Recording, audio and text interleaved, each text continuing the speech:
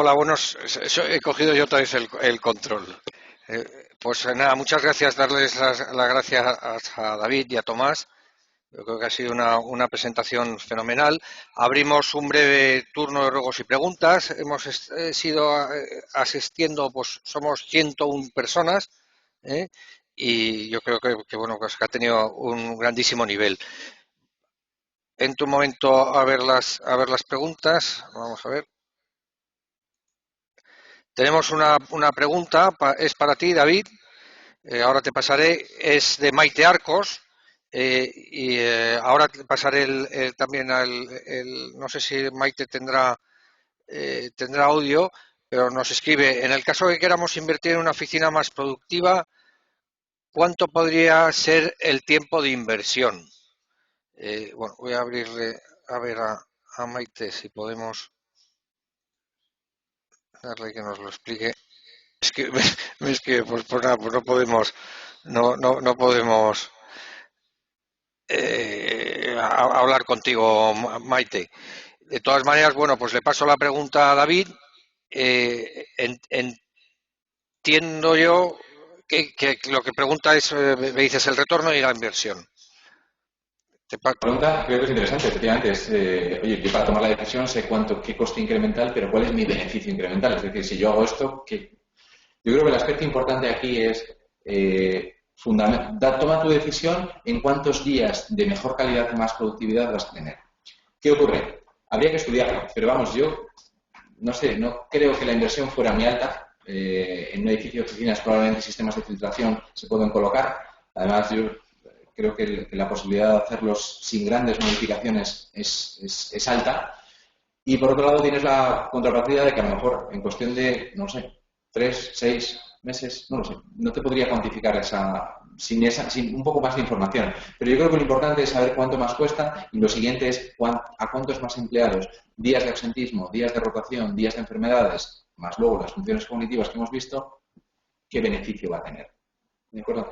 Cuanto mayor sea la población, más impacto y menor tiempo de recuperación de la inversión tendrá.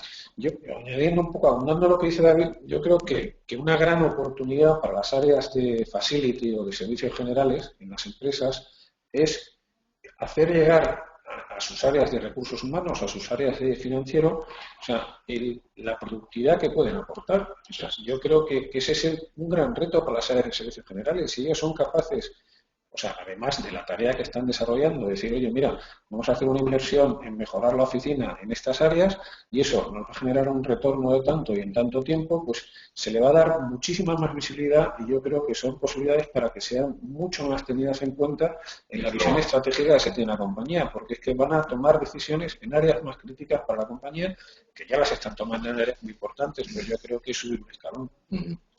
Desde luego, además yo creo que no podemos vivir dos realidades distintas. O sea, no podemos estar en una oficina con un mal ambiente de trabajo y, sin embargo, ver que esa productividad podría ser incrementada. O sea, yo creo que hay que tener una coherencia entre lo que te están dando y lo que te están pidiendo. Si me estás pidiendo productividad, también dame los medios para tener esa productividad. Siguiente pregunta, que es de Joana Andrea Camacho, que nos pregunta también para David y para Tomás. Dice: no me ha quedado muy claro cuánto aumentó la productividad de los empleados en el estudio de la Universidad de Harvard. La mejora de la productividad de los trabajadores no solo pasa por mejorar las condiciones medioambientales, sino también por implementar áreas de descanso, ya que las jornadas laborales aquí en Madrid son muy extensas. Le voy a dar paso a ver si Joana tiene audio y nos lo quiere contar. Sí, estoy Hola, aquí. te oímos todos. Joana, Muy bien. Sí, muy bien. te oye toda la audiencia. Si quieres preguntarle a David o a... No, es prácticamente esas dos consultas. La primera, que no me quedó muy claro en cuánto aumentó la productividad de los trabajadores, y la segunda, que pienso que no solo es cuestión de mejorar las condiciones medioambientales, sino también de implementar áreas de descanso, porque las jornadas laborales son muy extensas aquí en Madrid, al menos. Demasiado extensas, sí, tienes razón. Pues el estudio, fíjate, que se centra en las capacidades cognitivas, es decir, cómo producimos más. Pero no te va a decir cuánto más dinero ganó la empresa, porque realmente lo que hizo el estudio fue, vamos a analizar cuál es la respuesta cognitiva de estas personas, pero desde luego no se cuantificó, es decir, no hubo, pues gracias a esta función rápida de respuesta conseguimos una decisión estratégica que motivó para los 6 meses, eso no se ha hecho en el estudio. ¿De acuerdo? Lo que se ha hecho es analizar qué impacto tienen en determinada toma de decisiones, tiempos de respuesta y capacidades las condiciones ambientales distintas.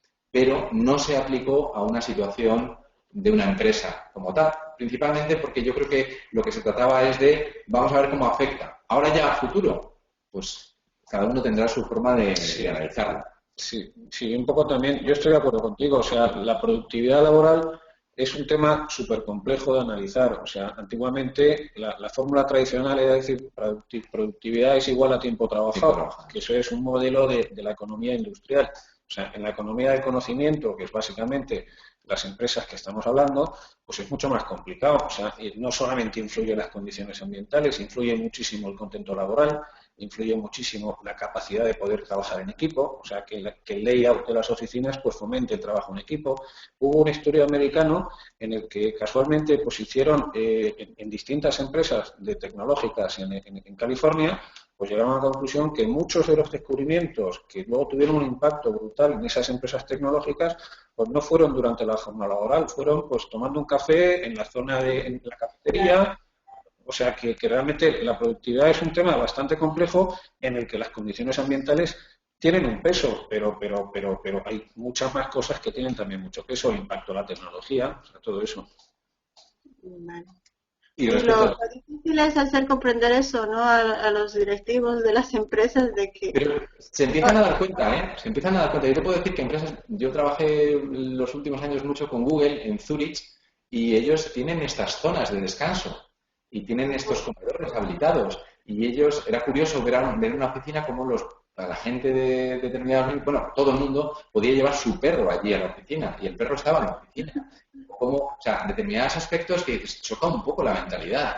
Y, oye, yo creo que el well, por ejemplo, lo que hablábamos antes de la dimensión humana, de la dimensión de la capacidad de descanso, de los espacios, todo eso empieza a calar poco a poco. O sea que... Sí, empieza a calar no solamente en Google España o en filiales de empresas norteamericanas, o sea, empresas españolas, o sea, los grandes bancos, las grandes eléctricas, las grandes empresas españolas, pues en las nuevas oficinas que están teniendo lugar y en las transformaciones que están teniendo lugar, todo ese tipo de cosas las están teniendo en cuenta. O sea, yo creo que todo eso está permeando, nos gustaría que fuera más deprisa, pero yo creo que ya no es solamente una cosa que pase en Europa o que pase en Estados Unidos y que aquí estamos ajenos. Yo creo que esto está permeando aquí en España y cada día tendrá más importancia.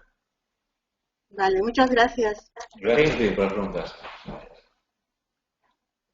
Segunda pregunta, que es, a ver, es Ignacio Moro, que le voy a dar paso y nos dice: impresionante los datos del estudio de la productividad en los 3 escenarios. No me ha quedado clara la cuantificación económica de la mejora en los 3 escenarios. Le voy a dar paso a Ignacio por si lo quiere. Aquí lo tengo. Ignacio. Sí, buenos días a todos. ¿Me oís? Sí, perfectamente. Oye, lo primero, la verdad es que ha sido muy ilustrativa la charla y con datos muy concluyentes, o sea que la verdad que esto ayuda mucho. Entonces, yo la primera parte era que me impresiona un poco el estudio este de Harvard, por las conclusiones de los porcentajes de aumento de la capacidad cognitiva y como además cuando se hacen estudios, pues todos los test de diseño de muestra, de consistencia de los observadores, pues está absolutamente regulado. Al final lo que sí que te dice es que esos porcentajes son realmente consistentes. Entonces, una vez visto eso, yo en la segunda parte, cuando hablabas de la cuantificación económica de esa mejora de la productividad, no he entendido bien en los 3 escenarios de un edificio convencional Green o Green Plus, cómo se traduciría y cuál sería pues uno en porcentaje o de alguna manera, ¿cómo se valoraría ese incremento de productividad? Vale, el incremento de productividad, la primera reflexión que hago es que el mayor coste de un edificio de oficinas no es la renta, no es la energía, sino que es sueldos y salarios, ¿vale? Yo creo que es lo importante. Cuando tenemos ya tratando ese punto del orden de 90 a 5, 96 a 5, los salarios, pasamos al siguiente, que es la mejora de las funciones cognitivas. ¿Qué ocurre? Que yo te puedo decir que en un edificio convencional podemos estar en torno a un 61% por encima. Pero ¿cuál es la cuantificación económica? Yo soy un 61% más rentable. No lo puedo afirmar porque no sé cuál es el proceso productivo. Es decir, yo lo que sí te puedo decir es que tomas mejores decisiones, estratégicamente valoras mejor y hay una serie de factores que es el mercado, el condicionante, el que te va a, de alguna manera, dar esa oportunidad o quitártela, pero estarás en mejor posición. ¿Vale?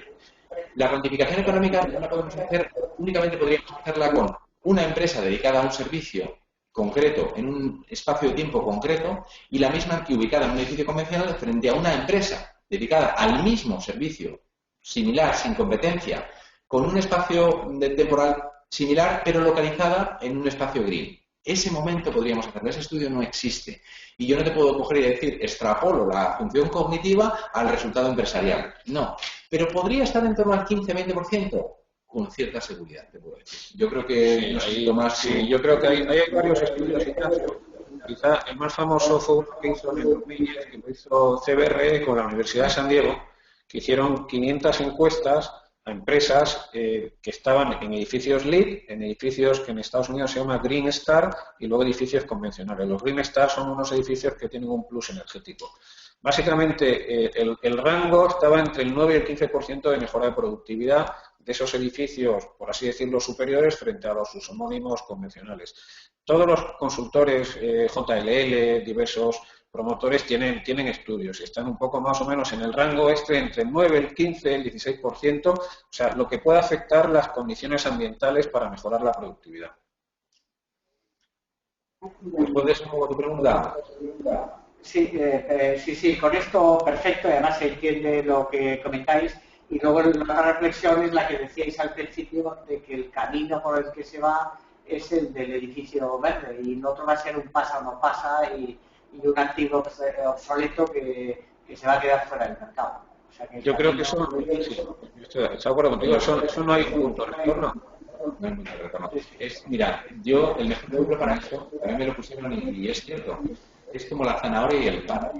El palo es la normativa, el palo cumple esto que se entiende. Pero la zanahoria es la expectativa, es decir, ¿dónde mejor y qué futuro tengo? Es decir, tengo un activo menos riesgo, más líquido, mejor localizado. Entonces, ahora podemos elegir sobre todo las propiedades y nosotros también afectamos en esa labor de consultoría, en qué tipo de clientes queremos tener en nuestros edificios. Eso es un concepto importante. No se trata de hacer siempre lo mismo, sino de atraer a los mejores. Probablemente sean los mejores pagadores de renta, vale, pero no ese es el objetivo. El objetivo es crear valor al inmobiliario atrayendo a esa gente. ¿De acuerdo? Y luego también en una industria que es a largo plazo, como es la nuestra, que está todo lo relacionado con los edificios, claro, tú pones un activo hoy y hasta los próximos 30 o 40 años. Lógicamente, creo que tienes que pensar con un poquito en perspectiva, porque si no lo haces, igual pones un activo en el mercado, que si hay una normativa que es la 20-20-20, pues igual estás en el 22, pero si estás obsoleto, con lo cual pues estás haciendo un pan con la torta. Yo creo que tienes que pensar muy por delante del día en el que vas a poner el activo en el mercado. Muy bien, muchas gracias. Gracias, Ignacio.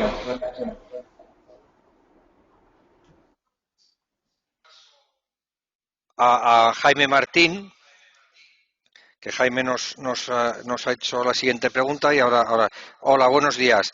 Me gustaría saber qué es el sello WELL y en qué parámetros valora. Gracias y un saludo.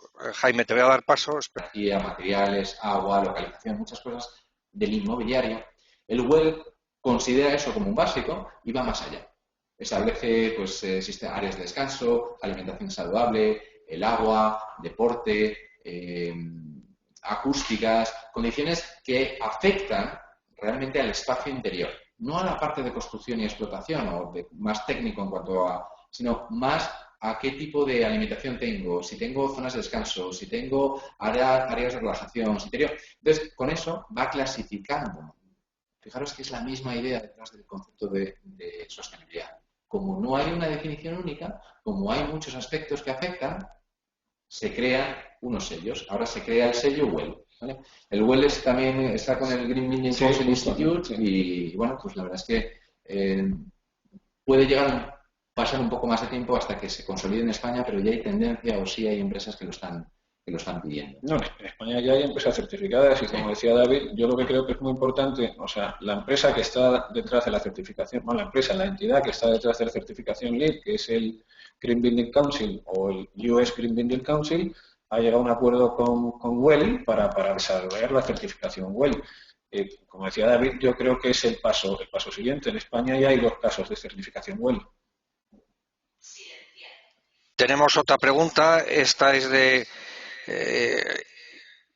Julio Lombao, que nos dice: ¿existe algún estudio en el cual haya datos diferenciadores de países centros europeos respecto a los del sur de Europa en cuanto a sensibilización de las condiciones ambientales en los edificios dedicados a empresa? No tengo audio, gracias. Pues nada, muchas gracias, Julio.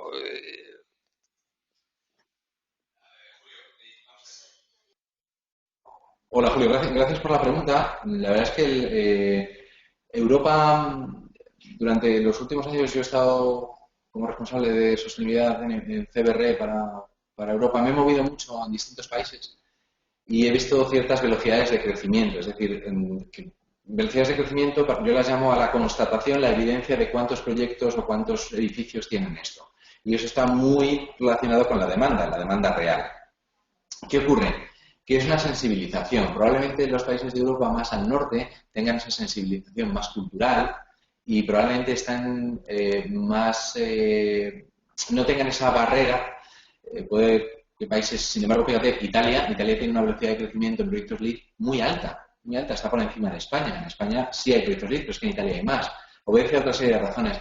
Pero yo creo que los países más al norte probablemente tengan más sensibilización que los países del sur. Alemania, por ejemplo, es la que está liderando todo este tipo de cosas. Reino Unido con BREEAM es, bueno, entre otras razones porque el mayor el gobierno inglés crea BRE, que es el British Research Establishment, o sea, que es una herramienta creada por ellos y que en algunos sitios es mandatoria, es decir, no puedes construir sin ella. Pero sí que es cierto que puede haber a lo mejor una división en la parte norte de más demanda y en la parte sur de menos, pero sí empieza a ser cada vez más extendido. Digamos que la globalización ayuda mucho a eso. Y el clima, yo creo también, ¿no? O sea, el clima ayuda.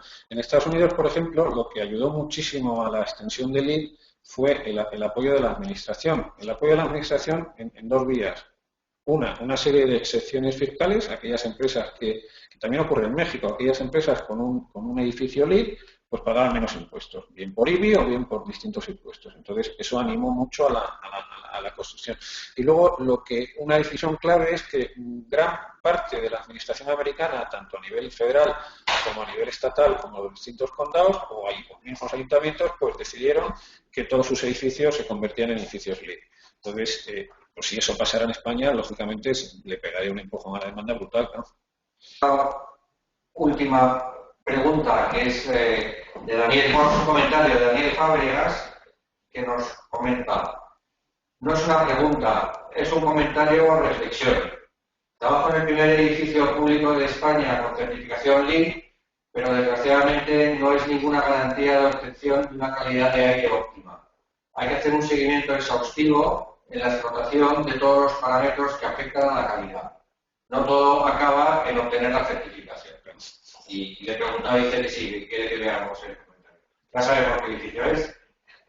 Sí, pues lo que dices es totalmente cierto. Precisamente en este informe al que aludía antes de Richard Ellis del año 2010, o sea, que ya tenían como tenían más trayectoria, porque los edificios LEED LEED es un fenómeno brutal, porque LEED estamos hablando que los primeros edificios LEED fueron en el año 2000 en Estados Unidos, pero en este proyecto del 2010, lo que decían es que lógicamente que la gestión, no termina cuando te entregan el edificio, que la gestión LEED requiere, que un edificio LEED o un edificio sostenible requiere una gestión sostenible, requiere una gestión y requiere un grado para gestionar el edificio correctamente. O sea, la cosa no acaba cuando te entregan el edificio y respira aire limpio, hay que gestionarlo y hay que mantenerlo, y eso es así. Mira, yo estuve en una presentación en el bueno, todos los años hay una reunión del US Green Building Council, que es el annual meeting, y ahí se llevan distintos trabajos de distintos países sobre experiencias. Una de ellas muy buena, creo que fue en Chicago o en Boston, no lo sé. Y una de las presentaciones fue esa.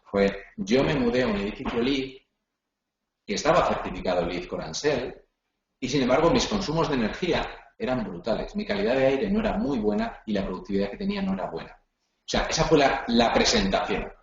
¿Ves? Eso atenta directamente hacia...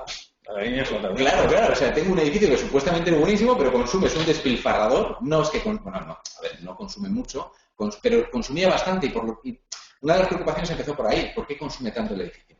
Entonces empezamos con parámetros de operación y mantenimiento, de ajuste. ¿Vale?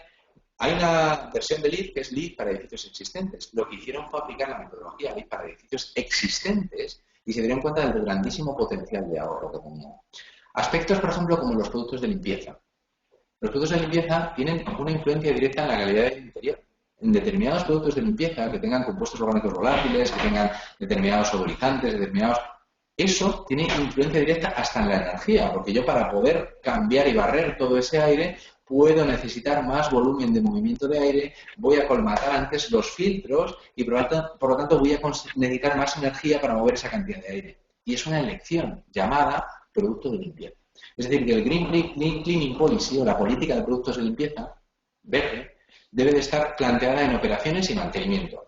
Y estoy totalmente de acuerdo con lo que has dicho, ¿eh? Es una sabia reflexión. Además, yo creo que el error está en pensar que porque tengo un edificio LEED ya no tengo que hacer nada. No, hay que gestionarlo. Hay que gestionarlo de forma adecuada.